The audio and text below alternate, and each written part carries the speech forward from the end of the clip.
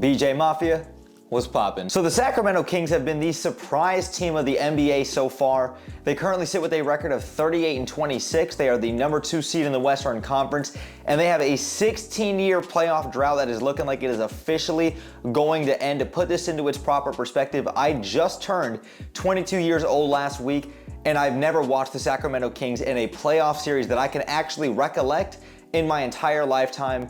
The Sacramento Kings are the most underrated team in the NBA, and I'm here to announce today that they are going to make the Western Conference Finals this year. Now, let's actually talk about today why the Sacramento Kings are underrated and why this team is going to go far in the postseason. I'm going to break this video down into 3 separate topics, so let's get into that first topic. Now, the first reason the Sacramento Kings have been extremely underrated this season and why they're going to go far in the postseason is because of head coach Mike Brown. Now, when Mike Brown left the Golden State Warriors, one of the greatest dynasties in NBA history that is still continuing to thrive as of right now, Mike Brown was supposed to come into Sacramento and bring this defensive identity and philosophy to the Sacramento Kings with a young and scrappy roster when you've got good defenders like De'Aaron Fox, Davion Mitchell, and a handful of others. But Mike Brown has really turned the Sacramento Kings team into one of the best offenses in the NBA, if not the best offense in the NBA, when you look at all of the advanced analytics that go along with it too. The Sacramento Kings are number 1 in the NBA in points per game. They are number 2 in field goal percentage, number 10 in three-point percentage, number 1 in offensive efficiency, number 1 in clutch field goal percentage, and they are number 3 in assists per game. This is one of the best and most efficient offenses in the NBA. The way that this team moves the ball, they get out in transition, they trust one another, and they have shooters everywhere you look at their team depth.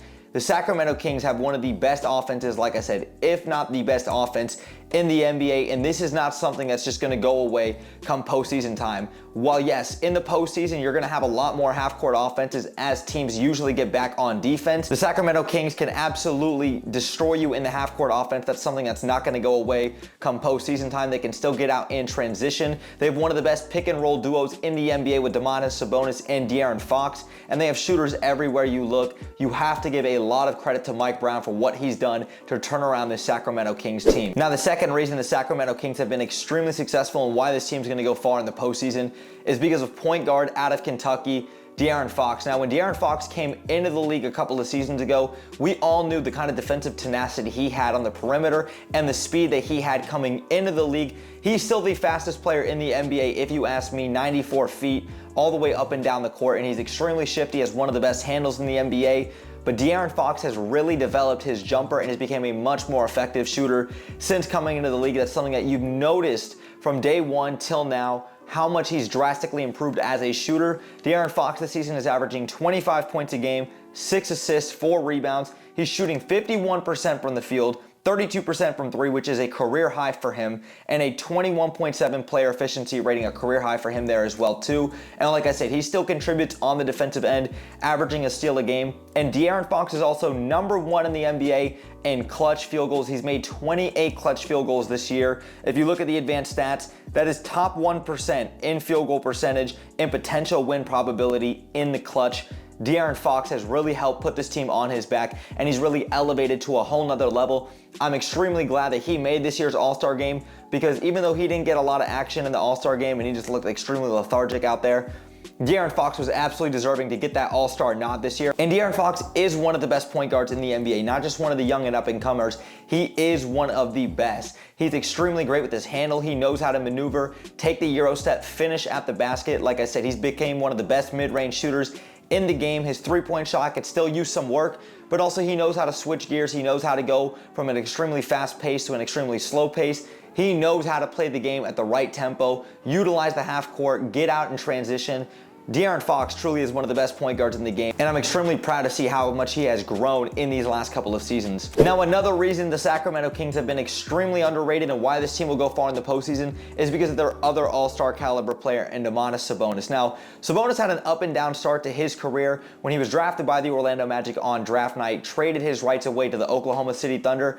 When he went to Indiana, that's exactly where he really kind of found his footing and he started becoming an all-star caliber player before he was traded for Tyrese Halliburton onto the Sacramento Kings. And you talk about a win-win trade that worked out for both teams with Tyrese Halliburton, who is an all-star caliber player with the Indiana Pacers, and then Sabonis with the Sacramento Kings. Sabonis this season is averaging 19, 12, and 7 on extremely effective shooting. 61% from the field, 36% from three-point range, has a 23.2 player efficiency rating, and his effective field goal percentage is at a 63, career highs across the board for a guy like Domantas Sabonis. And the thing is with Domantas Sabonis, he's the perfect complementary piece right next to De'Aaron Fox.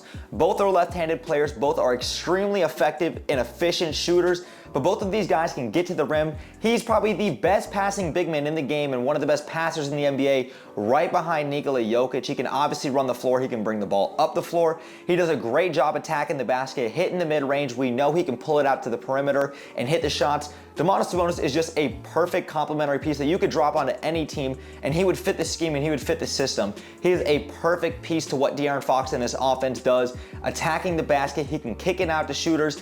Domantas Sabonis is just a terrific basketball player, and he's another reason why the Sacramento Kings have been extremely successful this year, and exactly why I believe in this team, not only in the regular season, but I think that this team can go extremely far in the postseason. And then you look at some of the complementary pieces that they have around their two all-star caliber guys and how they fit their scheme, and they are great impact players. You look at a guy like Kevin Huerter, one of the best three-point shooters in the league today. He's averaging a career-high 15 points a game, over 40% from deep. He's an absolute sniper. You look at a rookie in Keegan Murray, who has not been a top 3 rookie this season, but he does have his solid moments where he does make a great impact on this team on both sides of the ball. You look at another guy like Malik Monk. You look at other guys like Davion Mitchell, Trey Lyles. They've got a deep roster, and what they can present to other defenses is absolutely scary.